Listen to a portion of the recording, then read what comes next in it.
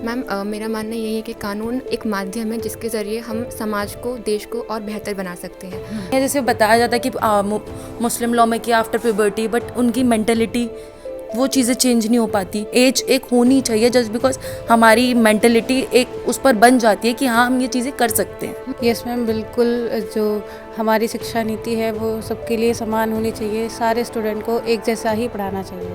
हम मोस्टली देखते हैं कि लोग उन्हीं चीज़ों को फॉलो करके रूल्स बनाते हैं जो बहुत लंबे समय से चलती आ रही होती हैं। तो बहुत सारी चीज़ें, जैसे हमारी इक्वालिटी का कॉन्सेप्ट ही ले लें, हम बोलते हैं कि हम इक्वल हैं, बट मानने पे जब बात आए तो हम इक्वालिटी हर जगह फॉलो नहीं करते। नमस्कार, लॉ स्ट्रीट जर्नल के Hindi channel law street Bharat में आपका स्वागत है। मैं हूं शिप्रा शर्मा और आज हमारा चैनल आया है IIMT ग्रेटर नोएडा और यहाँ कुछ लॉ के स्टूडेंट्स हमसे जुड़े हैं और आज हम स्टूडेंट्स से बात करेंगे और जानना चाहेंगे कि लॉ के ज़रिए, जो कानून के ज़रिए जो देश का जो भविष्य है वो कैसे तलाशते हैं। और आप हमसे बात कर रहे हैं, यहाँ पे कुछ बच्चे हैं। बेटा, आप लॉ स्टूडेंट्स हैं जी, आप कानून की पढ़ाई कर रहे हैं, कैसा करियर आगे देख रहे हैं आप अपना? एजुकेशन सिस्टम जो है अभी तक वो इतना इम्प्लीमेंट नहीं हुआ है, मतलब हर जगह इक्वालिटी अब भी एजुकेशन में हमें नहीं देखने को मिलती है। बिल्कुल सही बात है, बिल्कुल।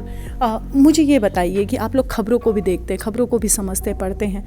आजकल जो लिव इन रिलेशनशिप पे बात होती है, क्या लगता है लिव इन रिलेशनशिप का कॉन्सेप्ट सही है और इस पर कानून बनना चाहिए? मैम, लिविंग रिलेशनशिप का कॉन्सेप्ट अच्छा है क्योंकि अगर आप समाज में हर चीज़ को अपनाते हैं तो आपको उसकी कुरीतियाँ और अच्छाई दोनों को अपनाना चाहिए। जैसा कि हम लॉ स्टूडेंट्स हैं तो हमसे ये उम्मीद की जाती है कि आप आगे जाके बहुत अच्छा करेंगे। आप पढ़ इसलिए रहे हैं ताकि, और हम इतिहास भी इसलिए पढ़ते हैं ताकि जो पुराने समय पे दोहराई गई गलतियाँ हैं वो हम आज ना दोहराएं। क्या इतिहास में लिव इन रिलेशनशिप जैसी कोई प्रथा थी हमारे देश में? Actually I don't have knowledge about it, but current scenario में ये है। अच्छा, और भी अगर बात करें, दूसरी बातें करें, हमारे देश में और भी कई मुद्दे हैं जो चल रहे हैं। मैरिटल रेप पे चल रहा है, आप खबरों पे रहती हैं, आपको क्या लगता है इस समय जो टॉपिक्स चल रहे हैं कानून को लेकर, आप किसी एक कानून में अपनी कोई समझ हमसे साझा करेंगी? जैसे बताया जाता है कि मुस्लिम लॉ में किया आफ्टर प्यूबर्टी, बट उनकी मेंटलिटी वो चीज़ें चेंज नहीं हो पाती। बहुत सारी चीज़ों को फेस करना पड़ता है क्योंकि एज अ गर्ल मैं खुद भी बोल सकती हूँ ये चीज़ कि बहुत सी चीज़ें होती हैं, मेंटल स्ट्रेस, फैमिली स्ट्रेस, इन सब में होते हैं। और शादी का बाद सीधा सा है कि फैमिली की आपसे एक्सपेक्टेशंस इंक्रीज हो जाती है कि आप उनको बेबी देंगे एंड एवरीथिंग, बट ऐसा नहीं है। एज एक होनी चाहिए जस्ट बिकॉज हमारी मेंटलिटी एक उस पर बन जाती है कि हाँ हम ये चीज़ें कर सकते हैं। एजुकेशन की भी बात करें, क्योंकि जिस उम्र में हमारे यहाँ 12th और ग्रेजुएशन है, ऐसा नहीं है कि लड़का पहले ग्रेजुएट करता है और लड़की बाद में। नहीं, सबके लिए एजुकेशन की सेम है, वो जिस लेवल से चलते आते हैं। तो फिर शादी की भी क्या समान उम्र होनी चाहिए? हाँ जी, शादी की भी समान उम्र होनी चाहिए। और भी स्टूडेंट्स हमारे साथ यहाँ पर जुड़े हैं। आज हमने एक शिक्षा, एक देश, एक शिक्षा प्रणाली की भी बात करी, जैसे हमें आरती ने बताया। आपको क्या लगता है हमारे देश की जो शिक्षा प्रणाली है उस पर बदलाव कानून के जरिए आ सकते हैं? और कानून में और क्या क्या है जो हम बदलाव कानून के जरिए कर सकते हैं हमारे देश में? यस मैम, बिल्कुल। जो हमारी शिक्षा नीति है वो सबके लिए समान होनी चाहिए, सारे स्टूडेंट को एक जैसा ही पढ़ाना चाहिए। एक जैसे ही पढ़ाना चाहिए। आपने कुछ बदलाव देखे? आप कहाँ से बिलोंग करती हैं? मैं जहांगीराबाद बुलंदशहर से बिलोंग करती हूँ। जब ग्रेटर नोएडा आई, आपने अपने साथ जो बच्चों को पढ़ते देखा, कुछ आपको कुछ महसूस हुआ? बिल्कुल मैम, वहाँ से हम इसीलिए इधर आए क्योंकि वहाँ पे इतनी अच्छी एजुकेशन क्वालिटी नहीं है, तो हमें इतना दूर ट्रैवल करके यहाँ पे अपना पढ़ने के लिए आना पड़ा। और साथ में जो बच्चे पढ़ रहे हैं उनमें और आप में क्या आपको कोई फर्क? बहुत डिफरेंस है, होता है मैम। किस तरीके का डिफरेंस होता है वो? लैंग्वेज का होता है और एम्प्लॉयमेंट में भी बहुत प्रॉब्लम्स होती है, एजुकेशन क्वालिटी भी है। तो आज आपने कितना अच्छा कार्यक्रम है, इतनी अच्छी बातें आपको सुनने में आई, समझ में आई। कानून के रास्ते एक जो रेवोल्यूशन है उस पर बात हुई, उस पर आपको क्या सोचना है? मैम मेरा मानना यही है कि कानून एक माध्यम है जिसके ज़रिए हम समाज को, देश को और बेहतर बना सकते हैं। कानून का जो मुख्य उद्देश्य है वो यही है कि हम अपने समाज को आगे बढ़ाएं। जो भी हमारे समाज में अगर लोगों के अधिकार छीने जा रहे हैं या उन्हें अधिकार नहीं मिल पा रहे हैं, तो कानून एक माध्यम है कि हम उन्हें उनके अधिकार उन्हें दिला पाएँ। तो मेरा मानना है कि बहुत अच्छा आज का जो सेशन था, सर ने हमें बहुत सारी चीज़ें सिखाई, बहुत सारी चीज़ें बताई, जिसके बाद हमें ये PIL का जो कॉन्सेप्ट है काफ़ी अच्छा है कि इसके ज़रिए हम बहुत सारे लोगों को उनके अधिकारों के बारे में बता सकते हैं, उनके अधिकारों को दिलाने में पूरी हेल्प कर सकते हैं। एक देश एक कानून व्यवस्था, इस पर भी बात हुई, आपको क्या लगता है? होनी चाहिए। एक देश एक कानून व्यवस्था होनी चाहिए क्योंकि इक्वालिटी लाने के लिए ये सबसे ज़्यादा ज़रूरी है, जो आर्टिकल 14 हमें कॉन्स्टिट्यूशन में मिला है।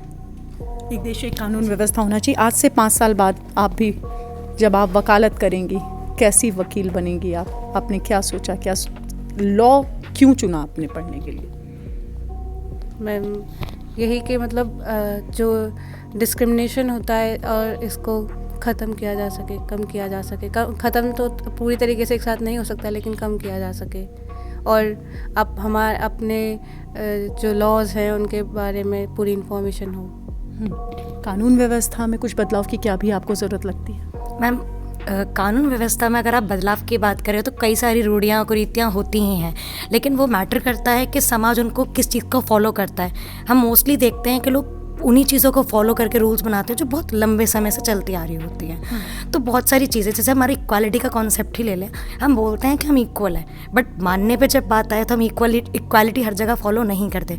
तो मेरे हिसाब से हमें आगे जाके इक्वालिटी के कॉन्सेप्ट को और ज़्यादा जानना है और उसमें आगे बढ़ना है, क्योंकि शिक्षा एक माध्यम है जो लोगों की बंद बुद्धियों में थोड़ी अमन और उत्तेजता लाता है। बिल्कुल।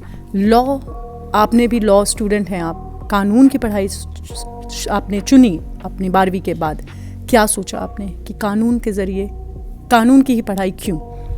मैम कानून को एज एन सब्जेक्ट और एज एन करियर चुनने का मेरा मुख्य जो मकसद था वो ये था कि मैम समाज में हम हमेशा देखते हैं कि कई ऐसे लोग हैं जिन्हें न्याय नहीं मिल पा रहा, या जो हमारा न्याय है वो बहुत निरस्त हो रहा है, बहुत लेट चल रहा है, लोगों को एग्जैक्ट न्याय नहीं मिल पा रहा, किसी की सिचुएशन अच्छी नहीं है, किसी को वो सिचुएशन के लिए बनी नहीं है।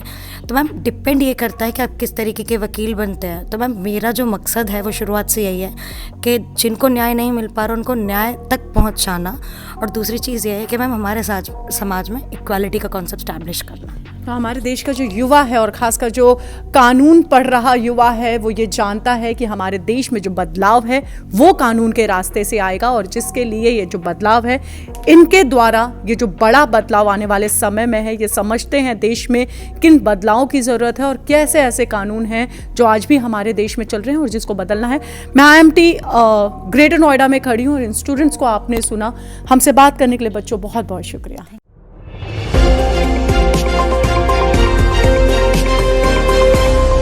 लॉ स्ट्रीट भारत, राष्ट्र के हित में।